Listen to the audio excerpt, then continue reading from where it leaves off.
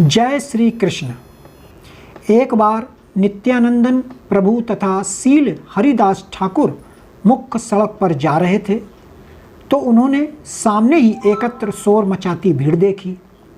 राहगीरों से पूछने पर उन्हें पता चला कि जगाई तथा मधाई नामक दो भाई शराब पीकर उपद्रव मचा रहे हैं। उन्होंने यह भी सुना कि वे दोनों भाई सम्मानित ब्राह्मण परिवार में जन्मे हैं, किंतु कुसंगति के कारण वे अत्यंत पतित बन गए हैं।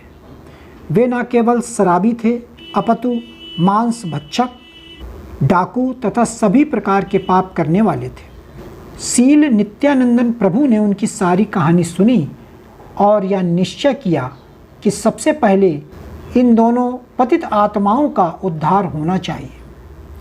यदि इन दोनों को पापमय जीवन से उबार लिया जाए तो भगवान चैतन्य का अच्छा नाम और भी महिमा मंडित हो जाएगा।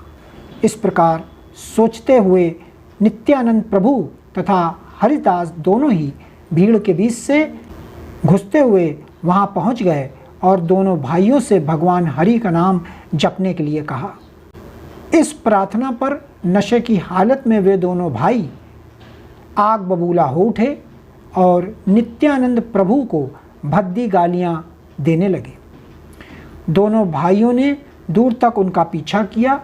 जब शाम को महाप्रभु के समक्ष उपदेश कार्य की सूचना प्रस्तुत की गई तो महाप्रभु को यह जानकर प्रसन्नता हुई कि नित्यानंद तथा हरिदास ने ऐसे दो मूर्खों का उद्धार करने का प्रयत्न किया। दूसरे दिन नित्यानंद प्रभु इन दोनों भाइयों को मिलने गए और जब वे उनके पास पहुँचे तो उनमें से एक ने उनको मिट्टी के बर्तन का एक टुकड़ा मारा।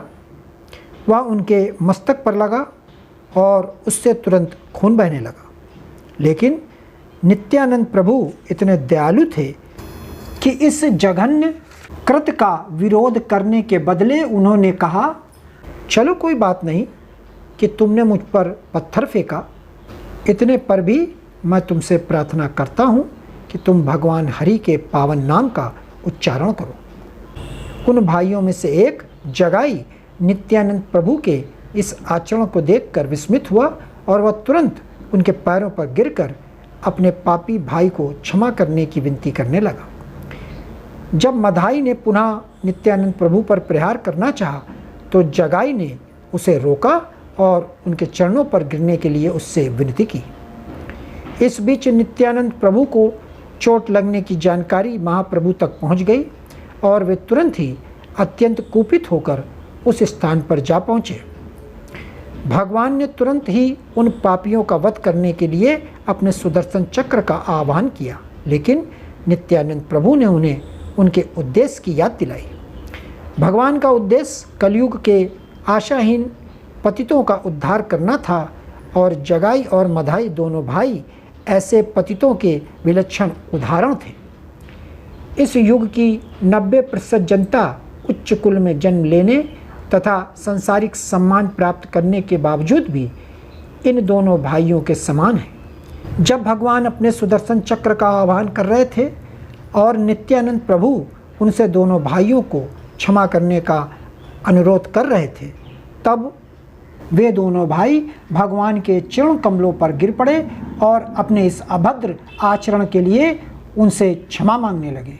नित्यानंद प्रभु ने भी प्रभु से प्रायश्चित करने वाले उन जीवों को स्वीकार करने के लिए प्रार्थना की और महाप्रभु ने उन दोनों को इस शर्त पर अपनाने का स्वीकार किया कि अब वे अपने पाप कर्मों का सर्वथा परित्याग कर देंगे।